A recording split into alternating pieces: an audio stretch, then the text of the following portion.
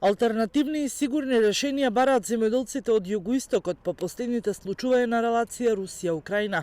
Загриженоста е се поголема. Како на голема врата пристигнува и првото раноградинарско производство. Од Сдруженијето Екоградинар велат дека итно е потребно ресорното министерство да се заложи и час поскоро да изнајдат нови пазари за пласман.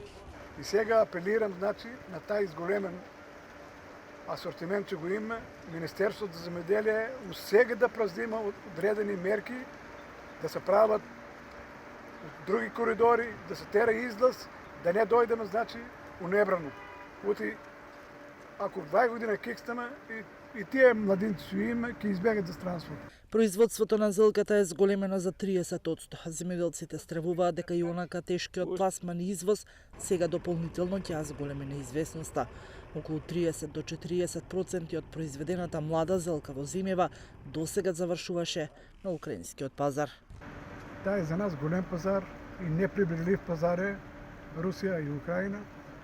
И сите земјоделци се загрижени што ќе се случи, как ќе се случи, бидејќи голем дел од производството патуваше на тие пазари. Сега има информација дека од Албанија стопира на откупу, нашите трговци од таму се земале. Алармот го криват и извозниците од југоистокот. Велат дека оваа година договорите кои ги склучиле ќе бидат откажани, а не предвидуваат добро сценарио за производството кое завршуваше токму на тој пазар. И државата треба сериозно да размислува за алтернативните пазари и решенија.